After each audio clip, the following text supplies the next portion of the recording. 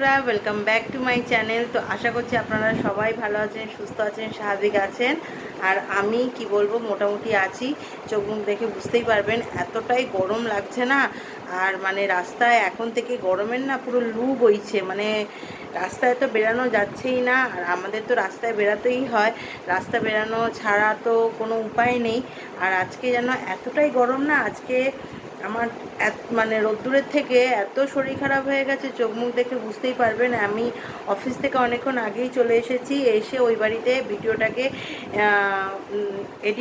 Edit করাই ছিল almost, তবুও একবার ফাইনাল করে আপলোড করলাম, করে তারপরে আসলাম। ভালো করে এসে আগে মাথায় জল দিয়ে স্নান করলাম। আর মাথায় জল দিতে না জল পুরো শুকিয়ে গেল, মানে গরম জল বেরাচ্ছে, এত গরম। গরমকালটা না সত্যি কথা বলতে গেলে আমার একদম ভাল লাগে না, এত গরম না। গরমকালে ওই বাড়িতে থাকলেও সমস্যা, এসি পাখা ছাড়া চলা যায় না। আর সবসময় এসি চালিয়ে রাখলে আমাদের মধ্যবিত্ত ঘরের অবস্থা বুঝতেই পারছেন কি হয়। আর এই আমাদের তো বেরাতেই হয় না, আমাদের মতন যারা আর কি রাস্তায় বেরিয়ে কাজ করেন তারা এই গরমকালটাকে বাবা প্রচুর। এই আর এখনই এরকম গরম পড়ছে, আজকে এপ্রিলের 1 তারিখ। এবার মে জুন মাসে না রাস্তায় দেখি তো কত লোক রাস্তায় অজ্ঞান হয়ে যাচ্ছে, মানে এত গরমের হিট থাকে। তো যাক গিয়ে এখন এই বাড়িতে আসলাম, এসে এখন আমি রান্না করব। কি রান্না করব বলুন তো? কালকে এই পাড়াতে বললাম না, আগের দিন বলেছিলাম শীতলা পুজো হয়, তো 3 দিন ধরে হয় এই পাড়ায়। তো আগের শনিবার দিনকেও হলো, আর কালকে হবে মঙ্গলবার দিন, আর পরে মানে এই উইকের যে এন্ড শনিবার সেই দিনকে ফাইনালি পুজোটা হবে।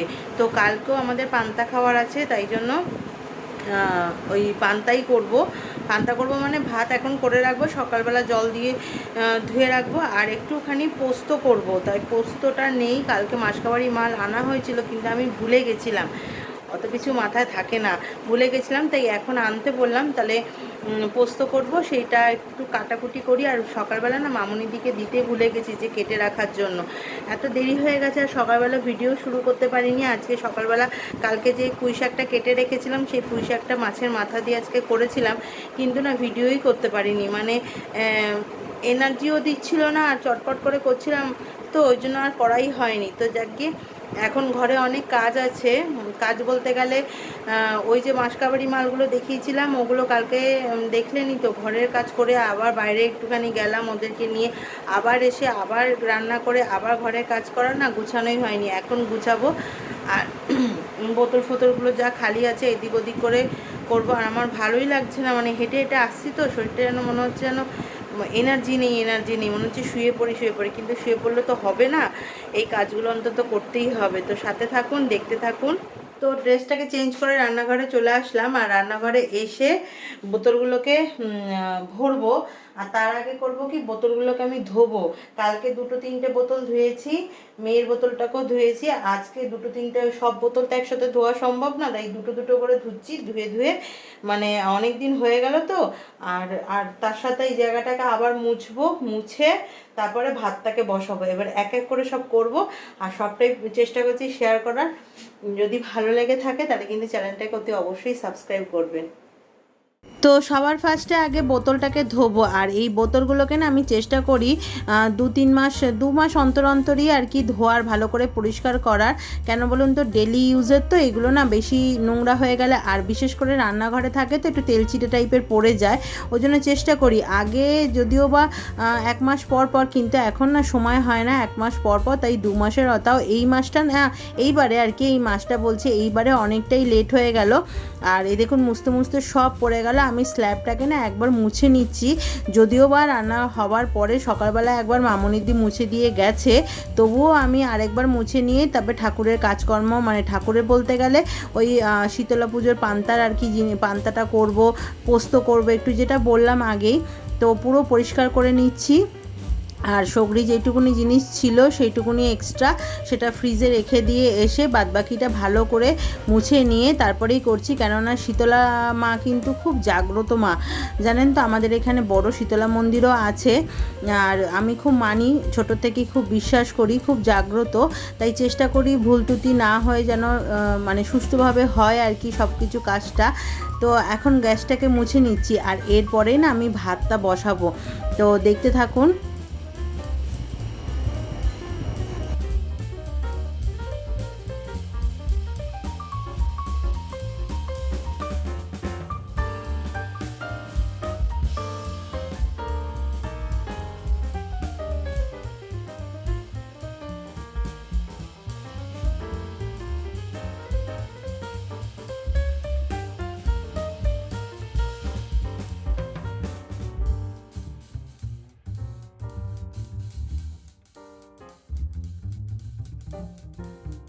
কি বলুন তো বন্ধুরা, আমরা এমনই হয়ে গেছি না, শীত পড়লে যদি বেশি শীত পড়ে তাহলে বলি যে বাবা ঠান্ডা জল হয়ে গেছে, হাত কনকন করছে, ঠিক মতন কাজ করতে পারছি না। আবার এই গরমকালেও মানে কোনো রকমভাবেই সন্তুষ্ট হই না।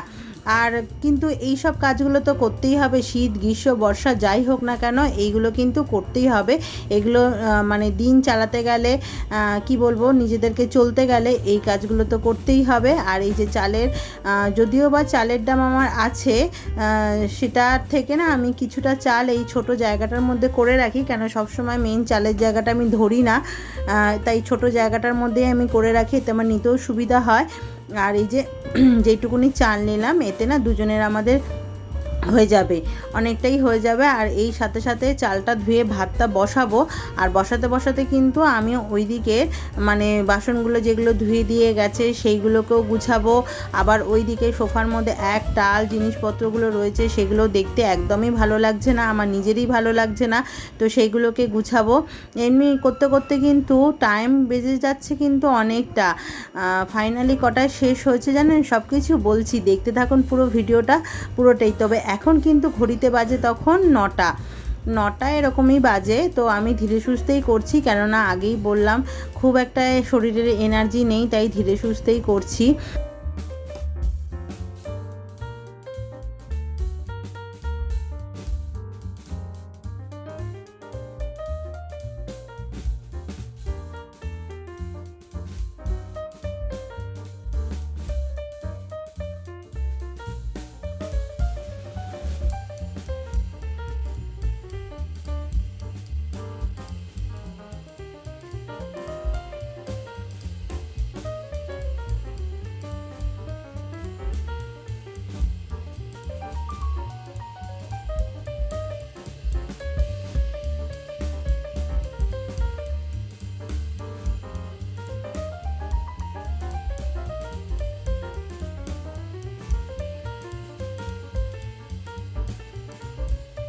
তো ওইদিকে চাল ধুয়ে চালের জল রেডি করে নিয়ে আর এই যে গ্যাসটাকে এবার অন করে দিচ্ছি, মানে এবার ঠাকুরের নাম করে বসিয়ে দিচ্ছি ভাতটাকে। আর এরপরে কিন্তু বাদবাকি কাজগুলো করব, এরপরে সবজি কাটা বাকি আছে। আজকে সকালবেলা বললামই না আগেই, কি জানি মনটা হয়েছিল সব ভুলেই গেছিলাম, আর যে দিয়ে যাব সবজিটা কাটতে সেটাই ভুলে গেছি। আর এই যে এখানে কি করছি বলুন তো, আমি এখানে করছি হচ্ছে একটু ভাজা মশলা করছি, একটু বেশি করেই করে রাখছি, কেন এই জিনিসগুলো না সবসময় হয় না। আর যেহেতু এখন নিরামিষ করছি তো, তাই নিরামিষের সব মোছামুছি করে রেখেছি বলেই আরও ইচ্ছা করেই করলাম। আর অনেকটাই কিন্তু করছি, কেন বলুন তো, একটু নিরামিষের দিনে না একটু ভাজা মশলা দিয়ে তরকারি খেতেও ভালো লাগে। আর এই যে ঘুগনি টুগনি করলে বা একটু ছোলার ডাল ঠাল করলে না, তাতে কিন্তু দিলে খুব ভালো লাগে। তাই ভাবলাম যখন সব মোছামুছি করে নিরামিষ হচ্ছে, তাহলে আজকেই এই একটা সুযোগ, আজকেই করে রাখি। আর আমি আনতেও বলেছিলাম, এরপরে না বেশি দিন রাখলে আবার এগুলো কি হবে না হবে মনেও থাকবে না আমার, যখন ইউজ করব তখন ভাববো যে যা ভাজা মশলা তো করাই হয়নি, এরম করে অনেক দিন গেছে ভুলেই গেছি। তো গিয়ে এটা আগে করে নিই, তারপরে মেন আর কি পোস্তটা করব। আর পোস্তটার জন্য আগে পটল আর আলু আমি কেটে নেব, তারপরে পোস্তটা বেটে সিম্পল রেসিপি করতে কতক্ষণ আর লাগবে। ওইদিকে কিন্তু ভাত আমার টকবক টকবক করে ফুটছে। তবে কি বলুন তো, পান্তার ভাত না বেশি গলালে চলে না, একটু শক্ত শক্ত থাকতে থাকতে নামিয়ে ফেলতে হয়, তাহলে না ভালো থাকে। আর এই দেখুন আমার কিন্তু ভাজা মশলার ওটাকে ভেজে সরিয়ে রাখলাম, শুকনো খোলায় নাড়াচাড়া করে সরিয়ে রাখলাম। এখন কিন্তু বাটবো না, বাটবো পরে, কেন এখন খুব গরম। আর কড়াইতে তেল আর কালো জিরে ফোড়ন দিয়ে আমি চটপট করে পটল আর আলুটাকে দিয়ে দিচ্ছি। আর একটু লম্বা লম্বা করেই কেটেছি, আর একটু ঝিরিঝিরি করে কাটলে ভালো হতো, কিন্তু ঘড়িতে এখন কটা বাজে জানেন, কাজ করতে করতে 10:30 বেজে গেছে। তো বুঝতেই পারছেন সারাদিন রাস্তার থেকে এসে মানে অফিসের কাজ করে এসে এখন কিন্তু মোটর পক্ষেও আমার পক্ষে এনার্জি দিচ্ছে না, কিন্তু কি করব, করতে তো হবেই, তো এগুলো তো আমাকেই করতে হবে।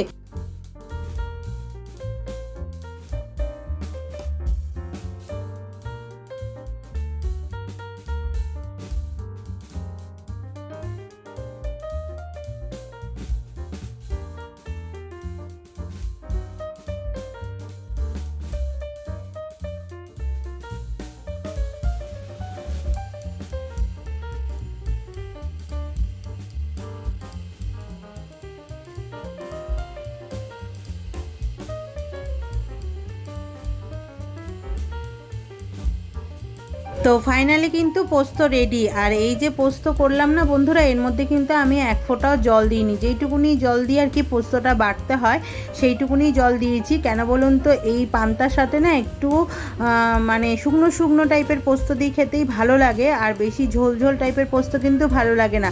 তো এই অবধি আমার ভিডিওটাকে আজকে এন্ড করে দিচ্ছি বন্ধুরা। ভিডিওটা যদি ভালো লেগে থাকে তাহলে আমার চ্যানেলটাকে প্লিজ সাবস্ক্রাইব করবেন, লাইক করবেন, কমেন্ট করবেন আর শেয়ার করতে ভুলবেন না। তো আজকের মতন টাটা, গুড নাইট।